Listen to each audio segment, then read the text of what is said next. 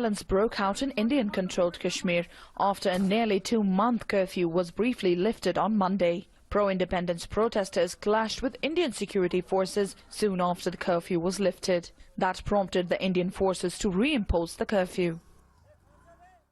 We don't want the easing of the curfew. We don't want any economic package. And we don't want development.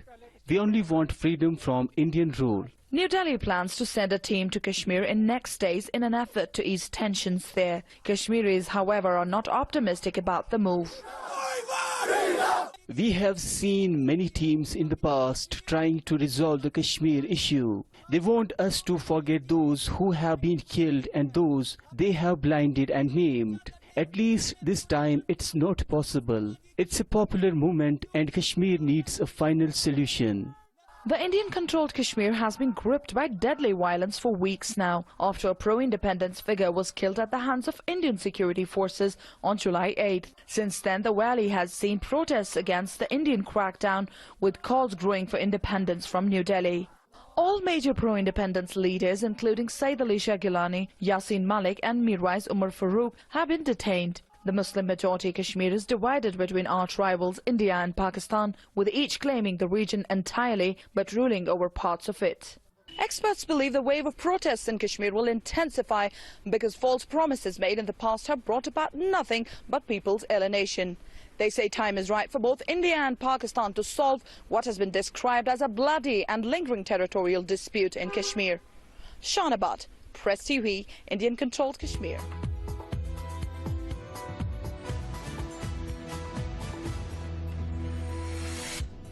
Clashes have also broken out in the Brazilian city of Sao Paulo between security forces and protesters supporting suspended President Dilma Rousseff. The police fired tear gas to disperse the angry crowd who set trash bags on fire in Sao Paulo's main avenue.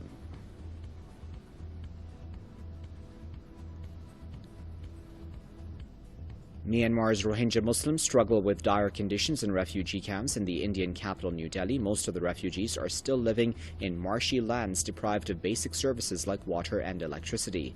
India is home to thousands of Rohingya Muslims who have fled persecution in Myanmar. The United States has signed a new military contract with India under which the two countries will allow the use of each other's land, air and naval bases for repair and resupply. The move aims to counterbalance China's rise as a maritime power, which could in turn draw reaction from Beijing. Libyan forces have taken control of more areas of the northern city of Sirte from Daesh terrorists. The forces managed to seize new areas after 2 days of intense fighting that left around 50 soldiers dead. There is no news on the number of terrorist casualties.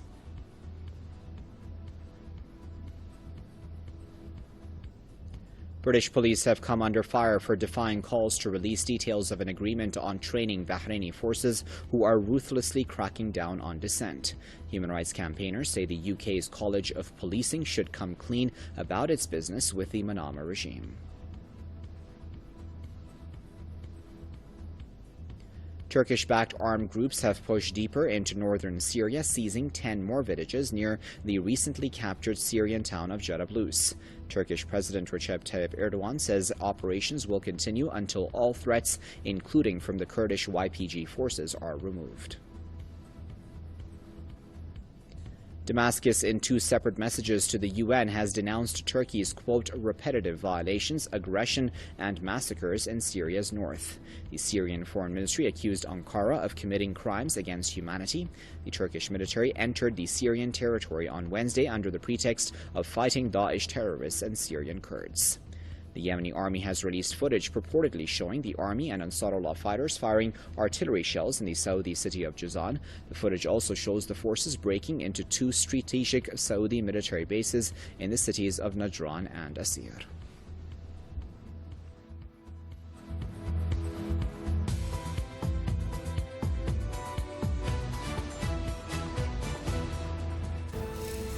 This is AP News Minute. Primary voters are casting ballots in key congressional races. In Arizona, Senator John McCain is facing a tough re-election battle from a former state senator who is vowing to retire the 5-term Republican. 72 mass graves could hold several thousands of victims killed by the Islamic State group. That's what an AP analysis has found after mapping the graves in Syria and Iraq. Experts expect more graves will be found as ground once held by IS is uncovered. The U.S. is recognizing its first official climate change refugees. The government is offering residents on a southern Louisiana isle millions in federal funding to resettle. Most belong to a Native American tribe. Rising sea levels are slowly swallowing what's left of their home. The next time you praise your dog, he may actually understand your intention. That's what researchers in Hungary have concluded after analyzing brain scans of dogs. They say man's best friend understands some words as well as the tone you use. Padmananda Rama, The Associated Press, with AP News Minute. Out of this news, it could be a major blow to ISIS. The terrorist group says one of its top leaders, Abu Muhammad al-Adnani, was killed in Syria. David Martin is following this. The reports of al-Adnani's death surfaced shortly after an American airstrike attempted to kill him this morning near the Syrian city of Aleppo. U.S. intelligence is still trying to determine if the man who had become the public face and voice of ISIS is in fact dead. As chief spokesman and director of external operations for ISIS, Adnani had publicly called for lone wolf attacks against Westerners, singling out what he called the filthy French, but including any citizen of any country fighting ISIS. He urged followers to smash his head with a rock or slaughter him with a knife or run him over with your car. The U.S. was offering a $5 million reward for information leading to his capture or death. If he was killed, ISIS has lost one of its most important leaders, but the real measure of success is whether it brings an end to ISIS-inspired attacks against the West. Nora? David Martin at the Pentagon, thank you.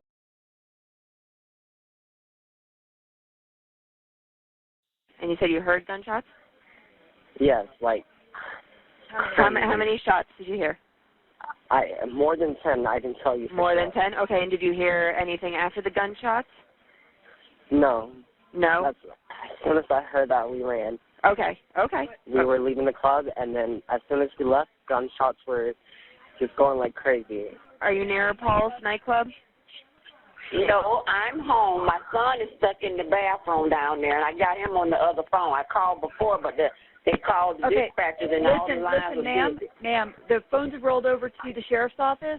They've got multiple officers and deputies on scene working the call right now, okay? Is he injured in any way, do you know? Okay. Ma'am, what I need him to do is just stay where he is. Don't go anywhere or do anything until the deputies and officers clear the area, okay? Just have him stay where he is. Okay. Okay, they've got, like I said, multiple deputies and OPD officers on scene, okay? Just tell him to stay where he is, stay tight, and follow the officers and deputies' directions. Okay. All right, thank you, ma'am. Not directly here, but I'm hearing gunshots all over the place. Okay, yes, we've got an active incident going on. Do you have any information? Like, did you see anything or anything? I have seen a white car drive by our house twice now, I believe, at least that I've actually seen. Okay. Do you think this car is involved, or do you just think it's suspicious? No, I would say it's involved in some form. A shot just hit the door of the place that I'm working in. A shot hit your door? All right, let me try and get OPD back on the line. We're getting several calls. They're getting flooded with it. Okay. Hold on a second. Over there, he told me that he cannot get off over there, that he's getting late. Where is he right now? He's over there. He said he cannot get off. Did he say where he is? Like, physically inside there? He's in the second floor. Well, I'm calling about my brother because he's in there. What's your brother's name? His name is... And, when he called us, he was in the bathroom. And he said that there's a lot of dead people, and I don't know. Okay, I understand. We are in the club. We're searching for everybody. We're pulling victims out. Please just have patience. How old is he? He's 20. He was in the bathroom? Yeah, he was in the bathroom with some other people. Listen, please be patient. It's going to take a while before we, figure out where everybody's at, okay? As soon as we find them, I'm going to take your information, and we're going to call you. Hi. Suppose there was a shooting in Pulse, Orlando, and on social media we've seen it. One of our friends sent us a text and said that he's been shot and he's in the bathroom and no one sees him. Did he say anything else? Yeah, that's all he said. All he said is he was in the bathroom and they walked right by him. The message, we called him because he posted on Facebook that he had got shot. So we said, is everything okay? He said, got shot 3 times. We said, where are you? And the response was, in bathroom. Tell them to check the bathroom. I don't even know what's going on. I just saw it all on social media, and that's why we reached out to him, because we knew he was there. I just got home from the Club Pulse. It's a gay club on Orange Ave. It's 1912 South Orange Avenue. Yeah. I got home, and my friends were texting me and telling me that there was a shooting going on. A lot of my friends got shot. They were in the bathroom. They told me to call somebody. The cops are not with them. My friend got shot 3 times. Nobody's helping him. I'm home. I'm not at the club. I can't do nothing. Okay, so you're not there any longer. So you're at home, and your friend is in the bathroom, and he has been shot. He said he got shot 3 times. Okay. Okay, deputies are there. There's somebody. There's multiple people in there. I'm shooting. There's a lot of people. Yes, there's a lot of people, and they're working on it. So you left before the shooting? Yeah. Once I got home, I left like around 15 minutes before the shooting. I got home. Like 10 minutes later, I got called to all my friends asking if I'm okay. They told me what happened. Now I called all my friends to make sure what happened, and my friend told me he got shot 3 times. He's in the bathroom for me to help. I'm not there. I can't do nothing. Only one bathroom there, or there's more than one? No, there's 3 of them. Do you know which one he's at? Did he say? I have no idea. I tried to say bye to him when I left. I couldn't find him, so I left home. There's 3 of them. My brother just texted me right now. He says he's in there, and there's been a shooting, and there's a lot of people dead. We are working an incident at the Pulse nightclub. Where's your brother located in the club? Did he say? No. I've been trying to text, but he said he can't talk. The shooting that's going on downtown, my ex-girlfriend is hiding in the bathroom at the Club Pulse. She said there's people hiding in the bathroom there. She's in there, and there's dead people there. My girlfriend is hiding on the Club Pulse, where people are shot and dead, and there's like 18 people hiding in the bathroom. Are you guys sending anybody there? We have a lot of deputies there. We're trying to get everybody else safe. We have SWAT inside going inside each building. Did she text you? Each room. Did she text you anything else? Or? No. All she texted me, there's like 18 people, 2 are dead, and they're in the bathroom. She doesn't know if it's a female or male bathroom, and they're all scared to death, and they all think they're going to die. She's saying that the shooters are there. She's saying the shooter's in the bathroom with her? No, all she texted me right now is that she's saying that the shooters are here. The shooters are here. So I don't know if they're in the bathroom with her now or if they're just in the club. My brother is in there. His position right now is in the unisex bathroom. He's telling me there's already 4 dead in there. And you said he's telling you that there were 4 dead there? Yeah, and there are a lot of them that are wounded in there. Okay. And there's already 4 dead. They need to shelter where they are. And if the suspect is there, he needs to keep himself safe. So if he needs to put the phone down so he doesn't see that he has the phone, then that's what he needs to do. Yeah, he's like going on and off, on and off. I guess he's hiding the phone or whatever. Right, probably. That's probably the case. It's the Pulse nightclub. My girlfriend's in the bathroom. There are now 4 dead in the bathroom and 2 shot. They're bleeding now. If somebody doesn't get there soon, they're going to die. It's the 5th time I'm calling you guys and telling you the same information, and it's been over half an hour now, and there's no contact. Did you find out which bathroom she's in? She doesn't know. She ran into a bathroom. She doesn't know if it's female or male. She doesn't know if it's the back of the club or in the front of the club. All she knows that now there's 4 dead, and there's 2 shots. They're bleeding out. They're about to die. Yes, my son was shot in the club in the Pulse in Orlando, and he's still in the bathroom when he's bleeding. He got shot, and nobody's going in for him. Do you know which bathroom he's in? He's in the Pulse. He's in the club. He's in the bathroom. Yeah, no, I understand. There's several bathrooms, though. Do you know which one he's in? I don't know what bathroom, no. Okay. Nobody's going in for him. No, we do have lots of help out there. They're trying to get into the place. I know. Okay, and do you know where he was shot at? I don't know where he was shot. No, I don't know. There's a friend of his that's a doctor, and she's studying for a doctor, and she's there with him. Okay, is she trying to control the bleeding? Yeah, she's trying to control the bleeding and that. Okay, where's the medic? One of the most wanted terrorists in the world has reportedly been killed. Abu Muhammad al-Adnani was a top figure in ISIS, so important that the U.S. offered a $5 million reward for his capture. Al-Adnani's death in Syria was reported by ISIS itself. ABC's chief global affairs correspondent Martha Raddatz joins me now. And Martha, what do we know about who he is and how big of a blow is this to ISIS? Tom, al-Adnani has been the official spokesman for ISIS, but it's his role as head of external operations that has made him so dangerous. He's been tied to the attacks in Paris, the Ankara airport, and the downing of a passenger jet on the Sinai. And it's Adnani who has urged ISIS sympathizers to take up whatever weapons they can find, knives, rocks, vehicles, to kill Americans and our allies. So if this is confirmed, it is a relief to the U.S. and a significant blow to ISIS, Tom. Martha Raddatz for us tonight. And we begin with multiple tropical threats on both sides of the country. And now a hurricane warning just issued. Take a look at this view from the International Space Station. 2 Category 3 hurricanes churning in the Pacific with winds up to 120 miles an hour and headed towards Hawaii. And in the east, a hurricane watch now in effect for Florida. Strong winds hitting the coast, forcing people off the beach. Torrential rain is on the way. And here's the satellite view. 3 separate tropical systems triggering rip current alerts from Florida all the way to Long Island.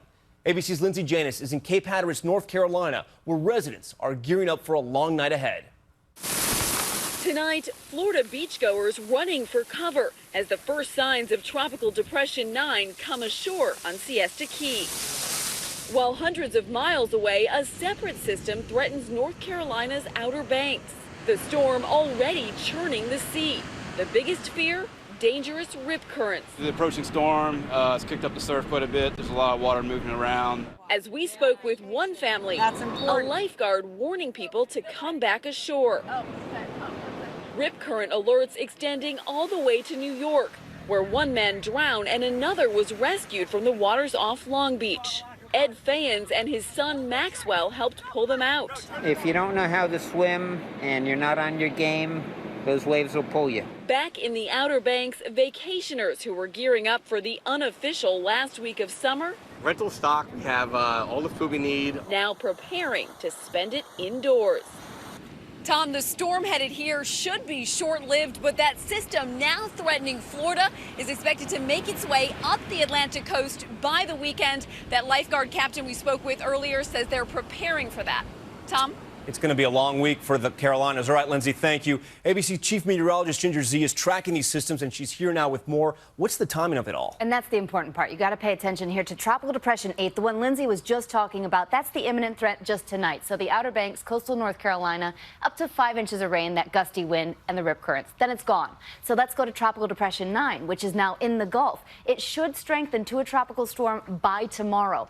You look at flood watches in South Florida already because of the moisture pooling up there. But the timing on this one, Tom, is Thursday for landfall. Looks like it's closer to Tallahassee now. That's why we see those hurricane watches starting to pop up. You could see storm surge up to 2 to 4 feet in some spots. Rain 5 to 10 inches, 15 inches max. We'll keep an eye on the Gulf. Then on the Pacific side, we have 2 possible back-to-back hurricanes aiming for Hawaii. Fascinating and scary because Hurricane Madeline is close. We're talking tomorrow night for timing there. And look at this. The big island of Hawaii has never had a landfall in recorded history. So this would be a big deal if it makes it. Then Lester comes right behind. Big time rain, lots of wind, something we'll be watching for the next 48 hours. A lot going on. You're going to be busy. All right, Ginger, thank you.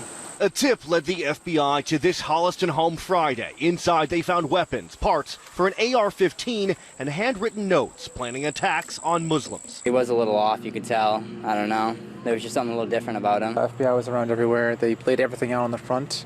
A lot of computers, I guess, guns maybe. 48-year-old Joseph Gargiulo walked into federal court shackled after his arrest Saturday. The tip said he plans to chain a mosque closed and burn it down, and that he will plant bombs in police stations and kill as many Homeland Security officers as he can before they kill him. He doesn't have anti-government views or anti-president views. He has different views, but certainly not exceptionally radical. His attorney met Gargiulo 12 years ago during his divorce. He says the allegations came as Gargiulo was due in court for a restraining order placed by his ex-wife. There's a long history of false allegations on behalf of the mother of his children. Does he hate gays, minorities, and law enforcement? No, he's never spoken any ill to me of any of those categories, anybody of that nature. He's been through a lot, and he's a man who keeps himself and is a dad who just is trying to raise his children.